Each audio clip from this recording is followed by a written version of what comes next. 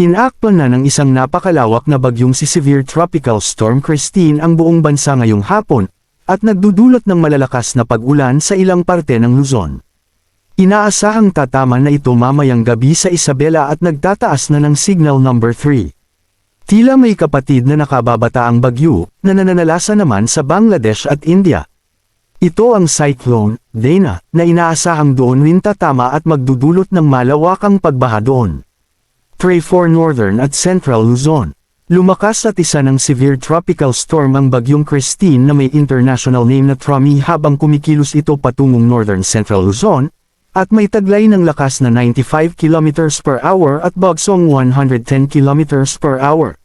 Signal Number 3 itinaas na sa Isabela, Kalinga, Mountain Province, Ifugao, the central portion of Abra, Benguet, Quirino, Nueva Vizcaya, northern and central portions of Aurora, the northern portion of Nueva Ecija, Pangasinan, Lonayon, and the central and southern portions of Ilocos Sur.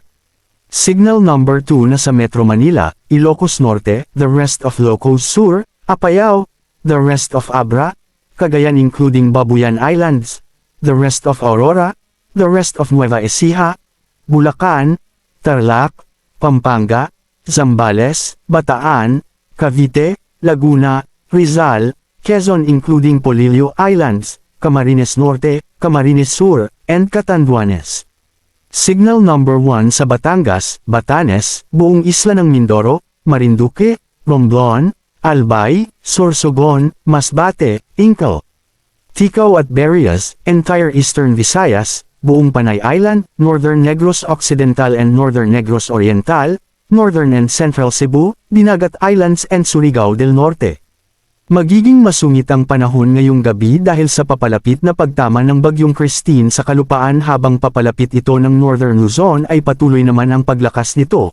Habang taglay nito ang malakas ulan na may bug zone ng malakas na hangin, walang pasok ang lahat ng antas ng paaralan maging ang lokal na sangay ng gobyerno dahil na rin sa banta ng bagyong Christine.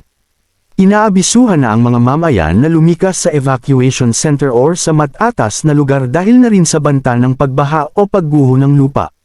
Maging alerto at handa sa paparating na bagyo i-charge na ang gadget habang may oras pa.